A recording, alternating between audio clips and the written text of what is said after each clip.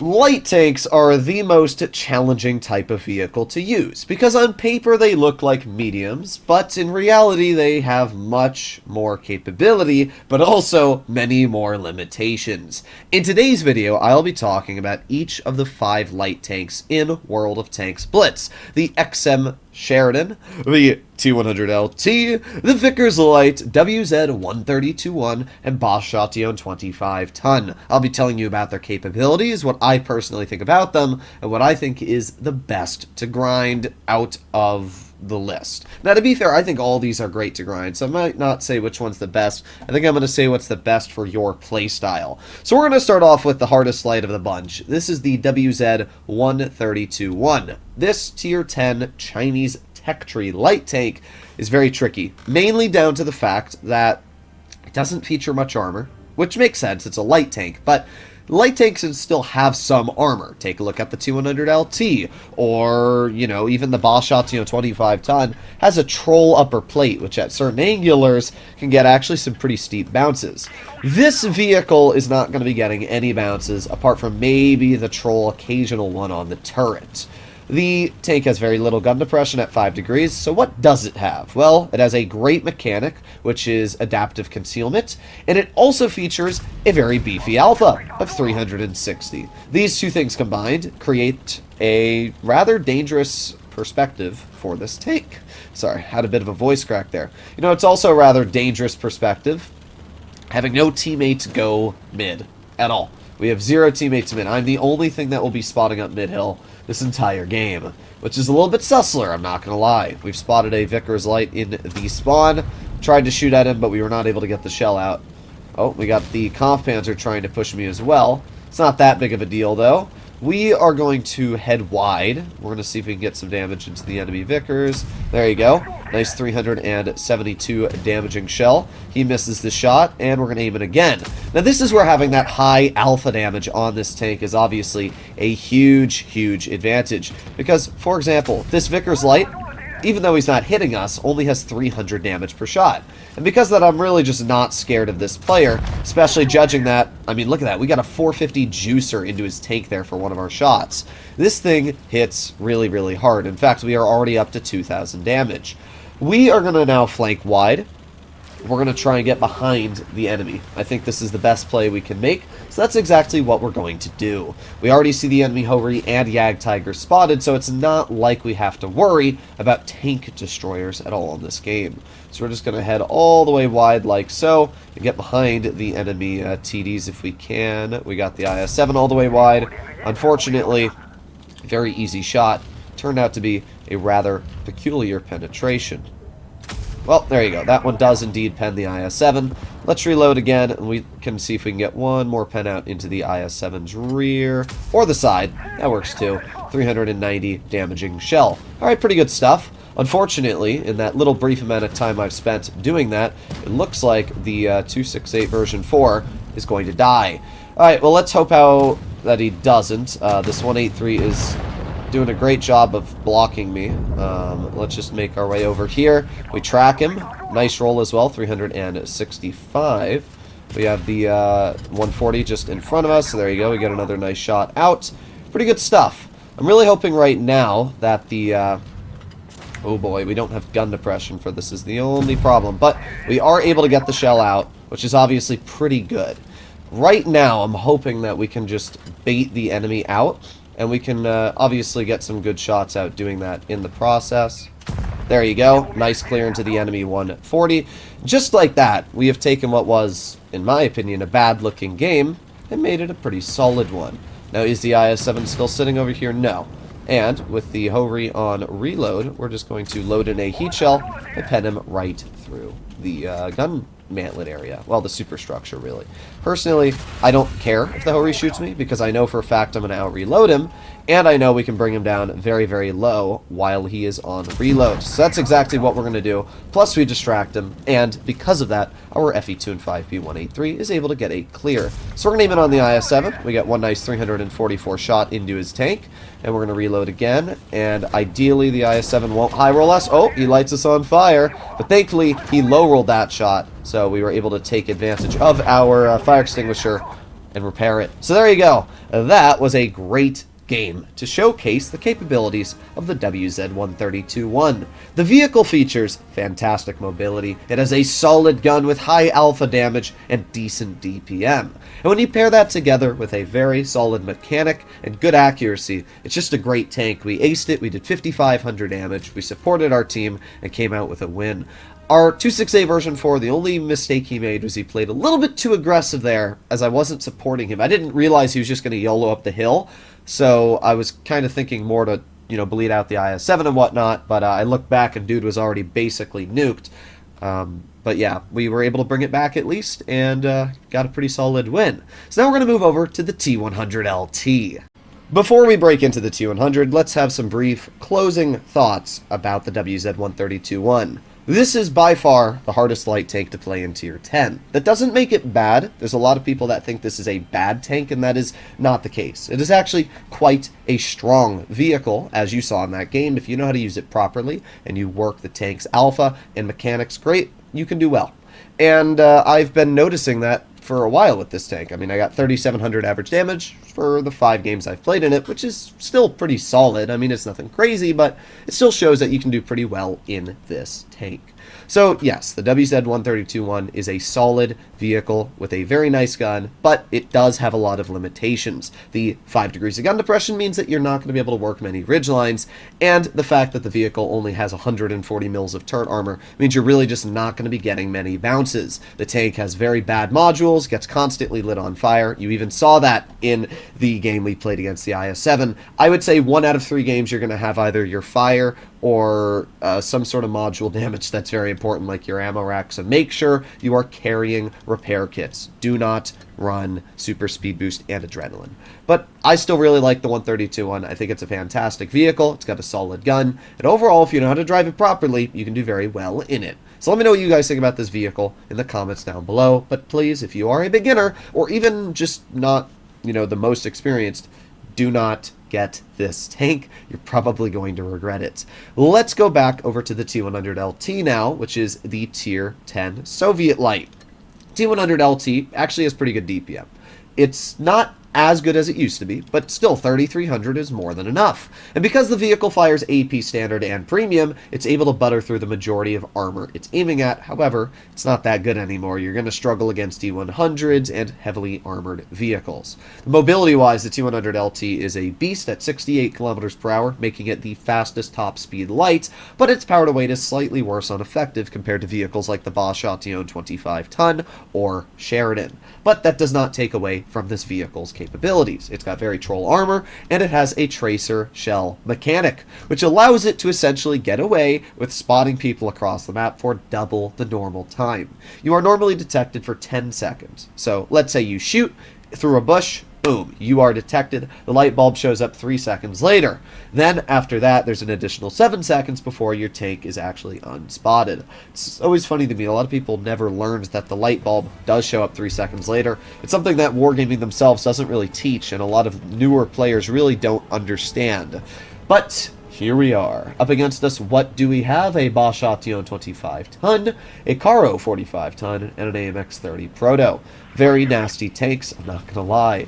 Alright, well, we are going to head... Oh, boy. Well, we have more mediums, but we do not have better mediums. I mean, we have a 907, which is strong, but our Tier 9s are going to be a little scary, especially a no-camo Type 61. Well, we can see at least one of their tanks is indeed deciding to go over toward... Ooh. Oh, really? That shell was so close to hitting them. Oh, well. We are spotted. That is from the Bosch Chatillon 25-ton, as that tank has a ridiculous amount of view range.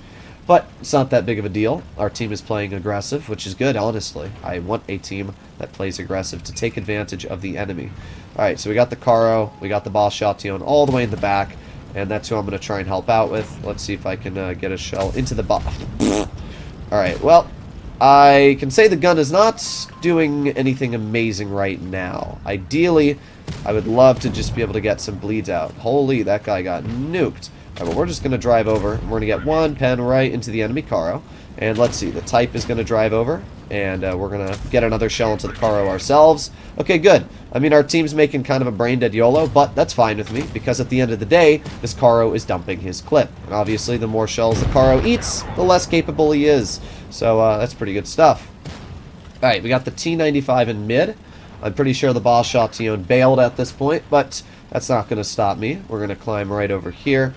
Let's see, we got the T-95, and I'm not really able to do anything to him, obviously, but if we wait for him to show his lower plate, there you go, a 234 damaging shell. It's nothing crazy, but it's a little bit of extra damage, so I can't get all too disappointed. We're just going to run around and do a loot back. I don't know where the enemy Boss Chatillon is, and they got a lot of nasty tank destroyers, so I'm being quite careful here to not... Ah, come on, gun. You'll notice the T100LT, it's got a very nice gun, but for some reason, it loves to be wonky. It loves to miss easy shots. And it can be rather disappointing when you do, because, yeah, I mean, nobody wants to miss shots, especially in this style of tank. So we got the enemy Boss Chatillon. We got the T95. We are going to be very careful here, but we do get a shell into the T95 roof, which is obviously quite nice. And we're going to see if we can keep bleeding him out here. Let's aim it on the T95 again. There we go, 254 damaging shell. And we're going to poke him again. Oh, I'm not sure what the 95's doing there. Problem is our team is starting to fall apart very, very quickly. In fact, they are really, really falling apart. At the end of the day, it doesn't really matter how skilled you are if your team doesn't know what they're doing. We have a full health AMX-50B all the way in the back, which is not really helping us right now. I'm going to maneuver wide, and we're going to see if that 50B does anything to the T95. But we're gonna try and take apart the situation safely. Don't know if we're spotted. We are not. Okay, well that's pretty good at least. We have the T95. Oh, come on, gun! This tank is not working at all right now. I mean, this gun has honestly trolled me quite a bit, rather disappointingly so, to a point where we have missed a lot of easy shots. Now, this enemy Boss Chatillon is most likely going to come low, but we also have the E4 over here, which is obviously not ideal. We get a nice shell into the E4, and we also have the enemy Boss Chatillon over here. There you go, one nice shell into his tank. Let's back up so the Boss Chatillon struggles to hit me, and our 50B is just YOLOing the bat chat, which means he's going to die. Not really sure why he did that, but he did. Well, we cannot really pen the T95 unless we have his lower plate shown. So we get him once, we load in a gold round, and we get him twice. There you go. Pretty good stuff. Okay. Well, at this point, it's obviously not going to be a win, so I'm just going to try and farm as much damage as I possibly can. So what we're going to do is we're going to track the E4, or actually we're just going to try and get behind him at this point, and we're going to see if we can get some good old bleeds out. We're going to have to just fire AP ammunition at this point. We obviously have the minnow here as well, but I really just don't care. I'm just trying to get out as much damage as I said, so not that big of a deal. The T100 was really sussler this game. We could have won if my gun had worked a bit better. We missed a lot of easy shots, and I don't really think that the misses were really my fault. The gun was just really acting derpy. We did fine, though. 3,825 damage. We assisted 1,440. That brings us over 5,000 combined. So we did a lot. We killed 3 people. Even though the tank was a little bit wonky, it obviously wasn't the vehicle's fault. At the end of the day, we ended up losing. We had a 50B who just YOLO'd in, unfortunately, at the worst time possible. We needed him on medium flank, and he just wasn't there. Yeah, our team was just not what we were looking for. But we still did fine. The T100LT gun is pretty accurate, which is why it's rather surprising it did miss those shots. It's .317 dispersion, which is pretty good. I guess the aiming time of almost 3 seconds just kind of messed with us there because, yeah, normally the T100 doesn't do that. But, yeah, it is a good showcase of the tank because sometimes things do happen, and it happened a lot that game. So, as we noticed, the T100, while the gun didn't work amazing, the DPM and the fact that it's still super mobile allowed us to easily take advantage of our enemies. Not only did we, just no problem whatsoever get behind that E4, but we also outmaneuvered the T95 super easily. And yeah, they're slow tank destroyers, but it still shows where the mobility on the T100 is fantastic.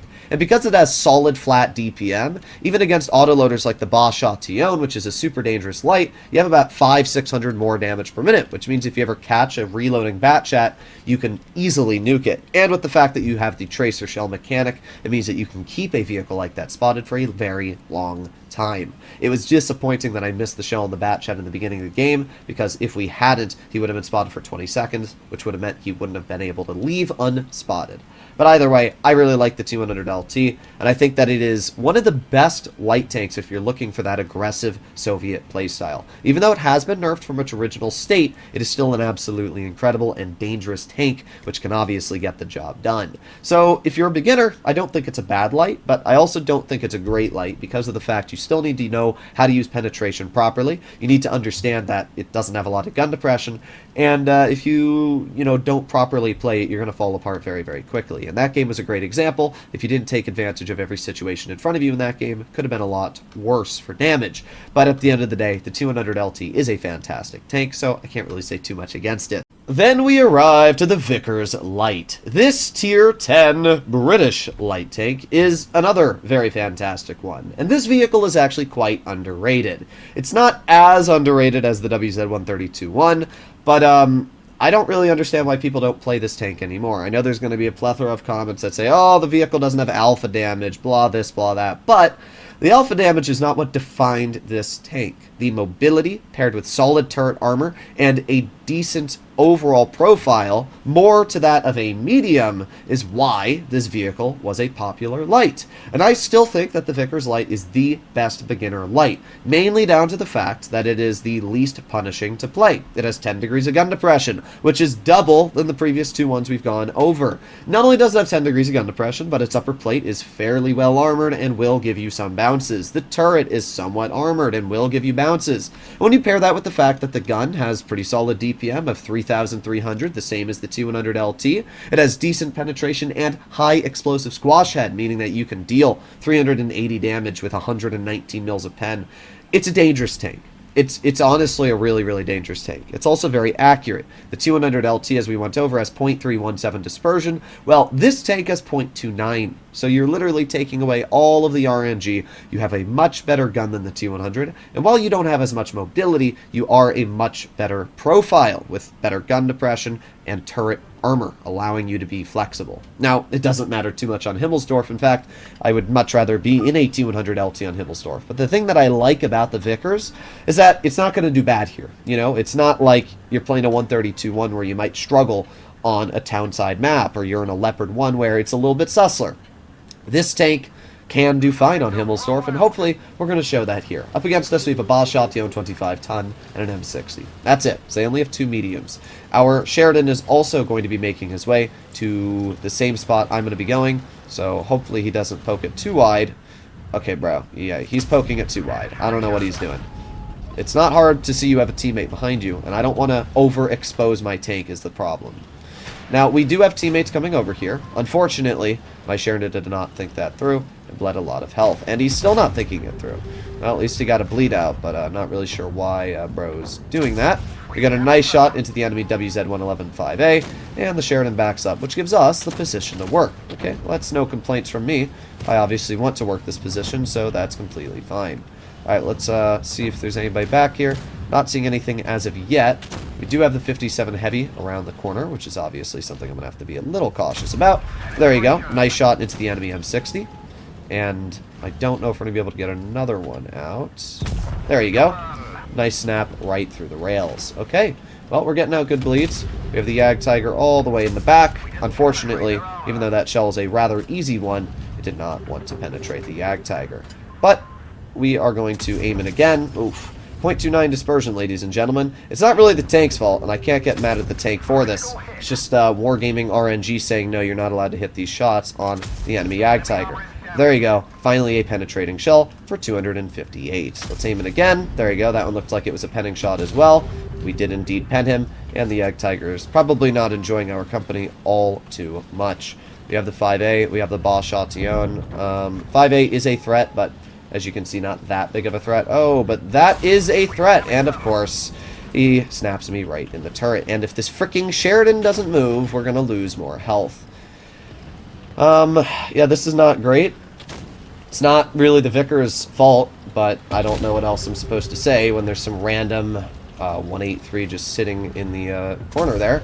Alright, well we got one shell out into the enemy 57 heavy. We have the Yag Tiger in front of us, and we're going to load in a heat shell.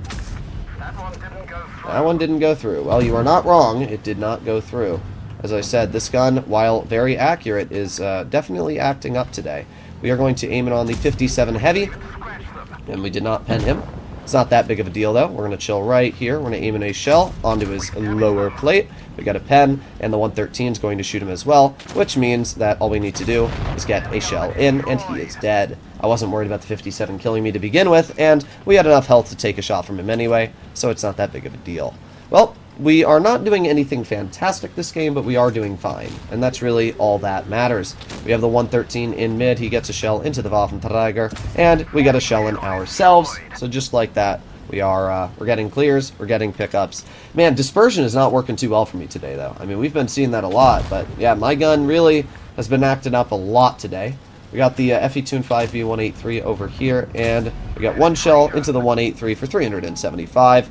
Just like that, we did over 3,000 damage, and we got a win. As I said, the Vickers Light does well on really any engagement. The only reason this game was even a little bit sus was because a 183 was able to snap us. There's not much you can do about that, and it really doesn't matter how much armor you have as a light, but 320 mils of AP pen is aiming at your frontal plate. That was a decent player, as you're going to see as well, with over a 60% win rate. So, I can't really get mad at the Vickers. We took a part of the situation we needed to. We were able to deal 3k. And by the way, these are not cherry-picked battles. As we can see, it is one game after another, but it just shows how you can take advantage of your opponents. As I said, I think the Vickers Light right now is the most beginner-friendly vehicle. It has flexibility, it has mobility, and it has some armor. And when you pair these things together, it creates a playstyle which is beneficial to anybody. You can do well in it if you're like me and you're a skilled player. If my gun had decided to work a little bit better against that Yag Tiger, I definitely could have done easily 36, 3700, maybe even 4K. But yeah, my RNG seems to not be really doing great today, because as I said, it's 0.29 dispersion. It's a very accurate gun, and I can't really get mad at the Vickers for that. That's just my game not really liking me today. But that's not going to stop us, and that's going to bring us over to the Sheridan. And that brings us to the XM551 Sheridan. This is, in my opinion, one of the other most beginner-friendly light tanks. The Sheridan features a high alpha of 560 damage per shot, and a gun that is fairly accurate for everything considered. When you pair that with the fact that this vehicle has 10 degrees of gun depression, and very, very good heat pen at 341 millimeters currently. Next update, if you're playing with calibrated shells, it's going to be upwards of 350. And that's obviously really, really dangerous. But the alpha is really what allows the Sheridan to elevate compared to the rest. Because of the fact this vehicle hits so hard, it's very hard to actually counter it. We're hopefully going to see that here. We already have a Ballstation in mid. What I'm hoping is that E50M makes an over-aggression here, and we're able to shoot him in the side. We have the ST1 spotted. I'm actually going to move up a bit. Could be a bad play, but I think it's the right play, especially when the enemy team isn't spotted over here. So we're going to move up a little bit, and, well, we got the E50, obviously. We got the ST1. I'm just going to get to the side of the C50, especially from the way he's currently positioning his tank. It's going to be very easy to just get a 600 damage shot into his vehicle. This is why the Sheridan is so good, and it's because of the fact you can roll somebody for such a high chunk. This, this E50 is obviously not enjoying my company. There you go. He's dead. 2 shots, and that brings us up to 1130 damage, and he's gone. Now, obviously, the Ballstation Avenir is not over here, or we would have seen him. So the Avenir has to be somewhere else, pretty useless. We're going to aim it on the ST1. There you go, nice 458 heat shell. As I said, this vehicle features very good heat penetration, which means that cutting through your opponents is not hard at all for this tank.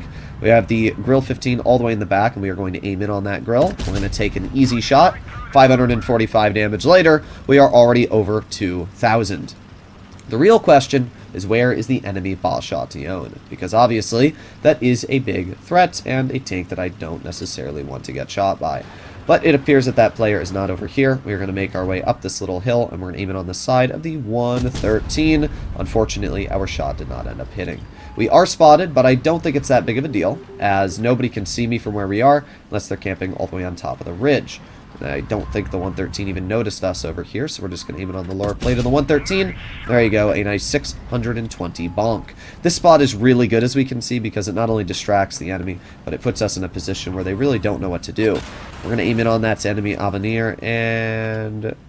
oh, I thought he was going to jump down. See, sometimes you don't know what the enemy team's going to do. And that's a great example there.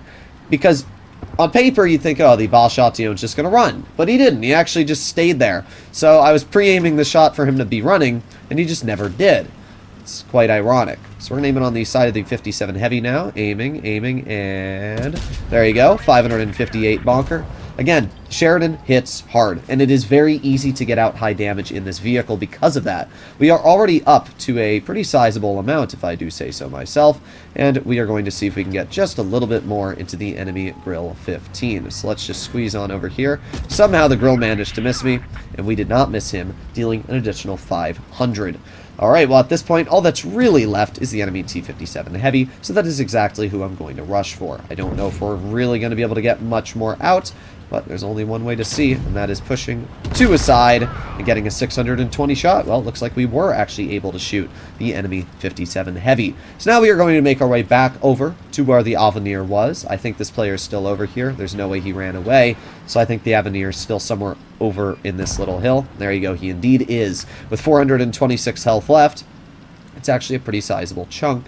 Should allow us to get a pretty easy bleed out. So we're going to aim it on the side of the Avenir, clear him, and there you go. A fantastic result for the Sheridan. This game is really a good example of why the Sheridan is so dangerous. When you have the advantage to take apart your opponents and not worry as much about damage per minute, you can get out some crazy high damage, 5,400.